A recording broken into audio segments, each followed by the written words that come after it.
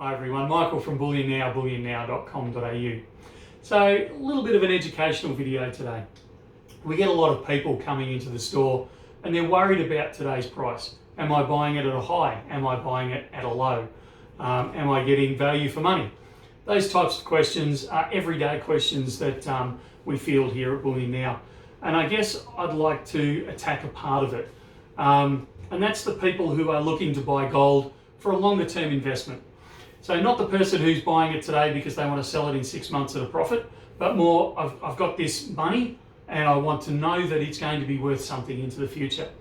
Now, a famous person once said the best way to look at the future is to look at the past, because while it won't be a direct copy, it will be echoes of the past. So if we look at this lovely pile of gold here and this lovely pile of cash here, and we go back 40 years in time. In actual fact, I'm going back 47, 48 years, 49 years, almost 50 years in time. Back when I was almost born in 1971. So in 1971, this $15,000 pile of cash here could buy you a couple of different things. Your average house price in Melbourne was $13,500. So you add a bit of furniture on, a bit of stamp duty and that type of stuff, you buy your average house in Melbourne for that pile of cash there. At that time, 1 ounce of gold, one of those, was worth $40 in Australian dollars. Now, the numbers are slightly rounded, and obviously I'm looking over a whole year's period, so yeah, you could pick a day when it was probably $39.20, and you can pick a day when it's probably $40.50. But if you average it out over the year, it was about $40 Australian per ounce. That meant that this pile of gold here bought you the average house in Melbourne. The $15,000 that's sitting here would have also purchased this pile of gold. $5,000 would have purchased something else that's a little dear to my heart. A lot of people here would know that I'm a little bit of a classic petrol head, particularly for Australian muscle cars. So back in 1971, you could buy what I would arguably call, because I know there'll be guys out there that'll correct me, but what I would arguably call probably one of the best Australian production cars that was ever produced, and that's the XYGT Phase 3, so Ford Falcon. At that time, you could buy a brand new Ford Falcon for $5,250, which is just a fraction more than this bundle here. Or 130 ounces of gold at $40 an ounce, which is 70 ounces in that bag there of 1 ounce bars. So just over the 75 actually. There's 25 ounces in that pile there of Perth Mint 1 ounce 30 cards, and then there's 3 10 ounce Perth Mint bars there. So you could also buy that classic car, the Phase 3, for that, or you could buy all of this for that, or you could buy that XYGT Phase 3, all for the same sort of money. Now, if we now jump forward 49 years to 2020, from that period of time, a couple of things happen. That classic car that we just talked about, that Phase 3, and you can pull pretty much any major example of car or any hard asset from that time and port it now to now, and the numbers will work about the same. But the XY that I just spoke about, the XYGT Phase 3, now is worth somewhere around about $300,000 in mint condition, fully restored. Now, yes, you can pull examples off the internet where they go up to $1 million, but that's for a specific one-off example. And yes, you can actually buy them a little bit cheaper, but usually they're fairly ratty.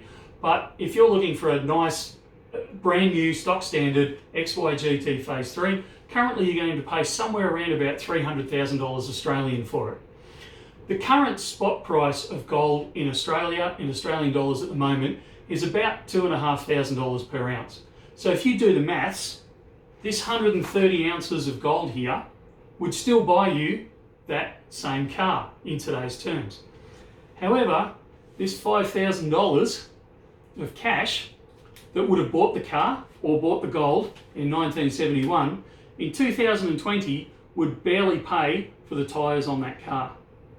So you can see that almost irrespective of what you paid for gold over that year of 1971, the gold that you bought, or the car that you bought, the classic car in this case, would have held their value throughout the time. The lump of cash, we all know that $5,000 is not going to buy you anywhere near a new car, never mind 130 ounces of gold. In fact, $5,000 is only going to buy you 2 ounces. So that's the sort of depreciation in cash that we've seen over that time. Okay, you're not a petrol head, I totally get that. So let's go back to our house example. So in 1971, we said that you get change out of $15,000 for your average house in Melbourne. All of this gold here would have bought the same house, and this cash would have bought all this gold here. Now again, we fast forward to 2020, and people are going to argue with me here about that's an expensive house or that's a cheap house, depending on where you're looking at in the suburbs of Melbourne. But the average price taken from the Australian Bureau of Statistics at the moment is around about $900,000 for the average Melbourne home. In Australian dollars for anyone that's looking outside the country. So about 900,000 Australian dollars will buy you the average Australian home. Gold at the moment, like we said, is about $2,500 Australian per ounce. So working on those numbers, this pile of gold here would actually buy you the average Australian house in Melbourne, exactly the same as it would have back in 1971, irrespective of what you paid for it over that year, through the peaks and troughs of the whole year. Rough numbers, this pile of gold will buy that house in Melbourne in 71 and in 2020.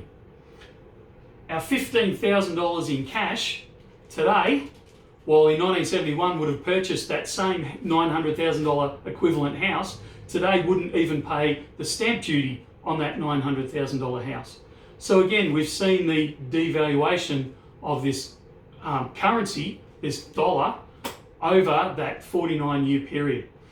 Irrespective of what note you'd held at that point, irrespective of date or anything along those sort of lines, this is now worth very little. This will maintain its purchasing power over that 49 years. Hopefully that answers some of the people that say, oh, you know, I could have got it for $24.60 last week and I'm paying $25.60 this week. Well, maybe, but if you look over the grand scheme over the whole year, and you look 10 years down the track, 20 years down the track, 30, 40, 50 years down the track, almost irrespective of what you paid for that gold on that day, it's going to maintain that purchasing power, and it's still going to buy the same hard assets that you're going to need in 10, 20, 30, 40 years' time. Open a debate on this one. I'd love to hear your feedback. If you've got any questions or comments, put them down below. I'll try and get back, and either Joe or myself or even Ruben will get back and answer any questions. Start the dialogue, start the discussion. But this is hard numbers. Do the research yourself and you'll actually find out the numbers come out at about all the same. All right, that's it. Thanks for that. We'll talk again soon.